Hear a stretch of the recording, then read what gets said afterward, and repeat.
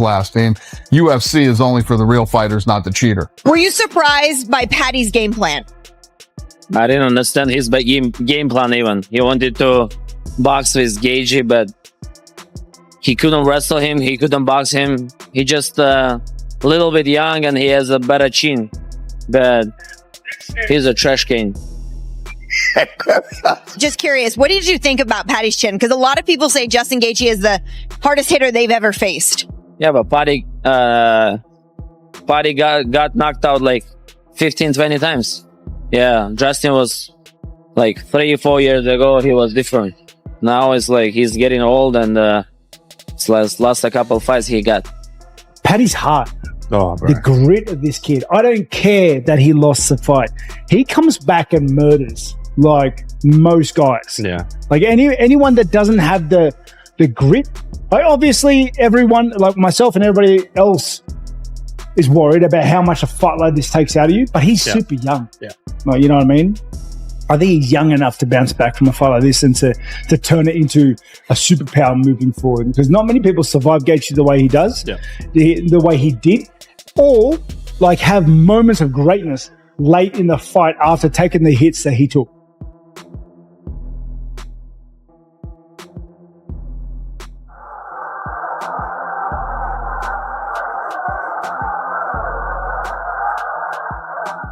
Just do not get knocked. That Scalzer does not get knocked out. My God. I just felt like I did enough. I just felt like I did enough to get the job done. Paddy is getting the beat out of him right now. It looks like, Jesus, this might not end well. It was almost like he understood the assignment. We're on Paramount. This is a new network. They're going to be new fans. We need to introduce them to what the UFC is. I think after watching that, everybody that was tuned in are going to be lifelong fans of the UFC. Because on the special nights, there is not a sport in the world that can compare to the UFC. And tonight we have one of those special nights. Once the initial shock wore off and the noise surrounding the matchup settled, the conversation shifted entirely. No one was debating predictions anymore or speculating on possible outcomes. The focus turned to breaking down what actually happened inside the cage. Leading into fight night, fans and analysts were genuinely divided, which only added to the anticipation. One side was convinced that Paddy's relentless forward pressure and non-stop pace would overwhelm Gaethje and dictate the fight. The other half believed Justin's calm under fire, combined with his accuracy and raw power, would be the deciding factor. What made it even more compelling was that this exact split in expectations mirrored how the fight unfolded in real time. That contrast shaped how every exchange was interpreted, making each moment feel intensely personal depending on which side you believed in. Like, well, his entrance is good and it's all well and good to get the fans, but he needs to be able to fight. Obviously, we've seen him have great wins before, but to show the durability he had in that fight tonight, do you feel like even though he lost, he will be considered one of the best in that division moving forward? No doubt about it. I mean, he was the favorite tonight. I think that's what fucked him. Every other one, he's the underdog and everybody thinks he's going to lose. Tonight, he's the favorite. I don't think that his game plan was the greatest. Obviously, tonight he showed he is tough, he is durable, and almost impossible. I mean, especially against Gaethje. And you're eating those punches from him. You know, it's one thing to say, listen, I'm going to come out. I believe in, say, you know what? It's the third round. I got 2 rounds left. Just moments before the first strike was thrown, respected coach Tim Welch offered a sharp breakdown of the matchup. He immediately highlighted Justin Gaethje's habit of inflicting damage early, zeroing in on his repeated calf attacks. They aren't flashy, you won't see highlight reel knockouts from them right away, but those kicks are deliberate and cumulative, designed to slowly strip away an opponent's base. Once they start landing, the damage goes beyond pain. Balance disappears. Footwork deteriorates. Movement becomes limited. And when that foundation starts to crumble, the entire pace of the fight changes. Reactions slow down, movement stiffens, and exchanges become easier to read. In that compromised state, Gaethje's natural power becomes far more dangerous, because his opponent can no longer step away, pivot pivot out or defend the way they normally would. What an unbelievable performance. Paddy the Baddy, oh my God, he impressed the hell out of me. Incredible. He'll learn from that, but I tell you what, he's got what you can't teach. Heart, grit, determination, all that shit. Yeah, you can make tweaks. You can put the chin down, you can lift the hands up. What he showed tonight is that he is legit. The man is real, and that's for damn sure. He's at the hospital right now. He'll be fine. They're just checking him out. Which also pointed out where Paddy Pimblett was most vulnerable. Those danger moments appeared whenever Paddy burst forward with his trademark confidence and aggression. In those explosive rushes, his offensive urgency sometimes outpaced his defensive awareness.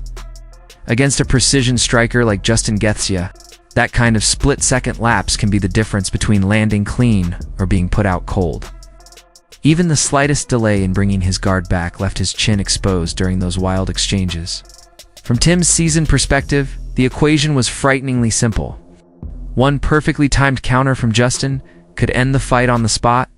In those moments, the risk level couldn't have been higher. Grappling, and I felt that he deviated from the game plan, meaning that if I was in his corner, you're going to move. One, he's got to keep his hands up here. I like the traditional look where you can move, you can elbow, you throw your right hand, right, left, high kick, push kick. You're just way more, this is standard. This is like the best option.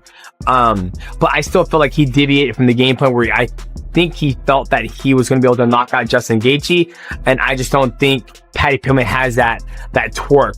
Not saying he can't do it, I just don't think he has the torque to knock out a guy like Justin Gaethje, who's been in wars with guys like Dustin Poirier, Max Holloway. Max Holloway's knocked him out. He's knocked out Dustin Poirier. He's been in wars with Eddie Alvarez. He's just been in a lot of wars on the feet. But when you look at some of the things that, Khabib did to Justin Gaethje, he made it look easy. This was never just a striker versus grappler matchup. Tim Welch understood that, especially at the elite level. Clean game plans rarely survive past the early rounds. These fights descend into chaos scrambles, clinch battles, and exhausting momentum swings. That disorder is where Paddy Pimblett shines. Even when he looks hurt or unstable, his pressure and persistence allow him to force tiring exchanges and suddenly take control. That ability to flip fights on sheer determination is what makes him so dangerous. She was going to pressure fight him, walking down, guns blazing, turn it into a dogfight, and hopefully he outlasts Paddy. Okay, this whole game plan is banking on the fact that he knows he can take more, he can deal more, and he can capitalize on it later in the fight. Okay, because and to be fair, he's got legs to walk with that because he's done it time and time again. And round 3, we saw him be like, "Okay, I'm gonna take this round off. I'm gonna back up a little bit. Yeah, dude, I'm gonna stay at mid range. I'm not gonna walk you down and just let you come back a little bit. Try to build some energy." Right? And everyone was worried. Like honestly, I saw like a glint of disinterest from Gaethje. Yeah, you know what I mean? Like I don't know, it was weird. But then round 4 just puts his foot back on the pedal, maybe knowing he's got 2 rounds left. Bar fight Gaethje. It was Gaethje of old. That unpredictable. Chaos is exactly why Tim Welch ultimately described the matchup as being decided by razor-thin margins. In a fight like this, single, perfectly timed strike, whether a punch or a kick could completely redirect the outcome in seconds. The danger never faded. Even with that constant threat, Welch leaned slightly toward Paddy.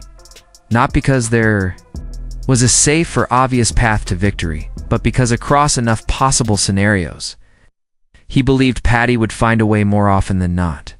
What makes that assessment so telling is that none of those paths felt stable, straightforward, or predictable. Victory would always require navigating disorder. Still, in Welch's view, Paddy's unique skill set gave him a small edge simply by offering more possible routes to success.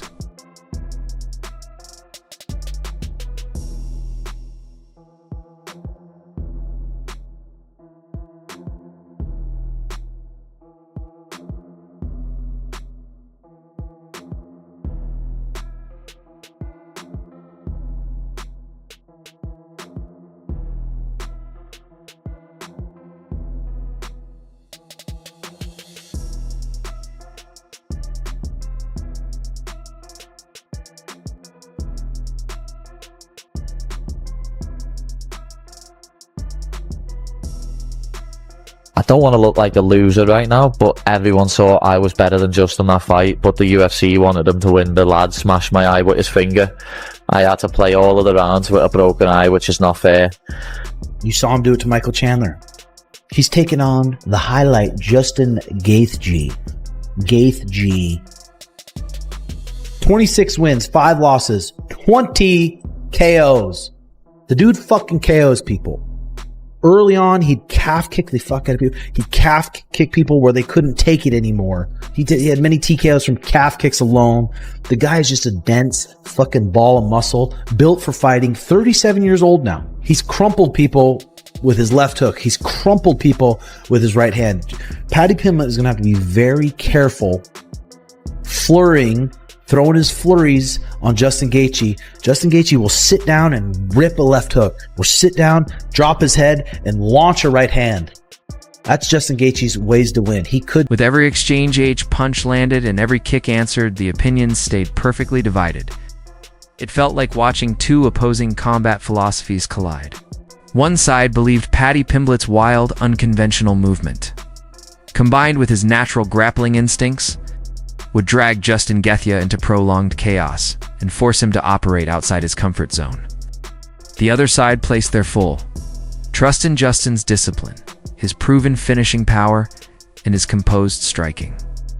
From that perspective, every reckless entry and messy exchange from Paddy would eventually be punished. That fundamental divide in expectations made the fight uniquely gripping. Every moment carried the sense that it could redefine the entire narrative.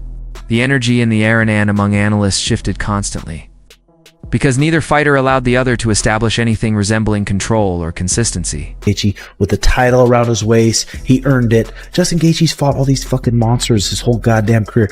Edson Barbosa, Donald Cerrone, Eddie Alvarez, Dustin Poirier, Khabib, Michael Chandler, Charles Oliveira, Fiziev twice, Dustin Poirier again, Max Holloway. Like, holy shit. He's fought the elite. So I'd love to see Justin Gaethje get it done. If I had to put, fuck, this is hard. If someone gave me $10,000 to bet with, and they said, hey, put it on who you think's going to win. God. I'm going to say 60-40. 60-40. 40% chance that Justin Gaethje knocks Paddy Pimblett out. Hits him on his chin.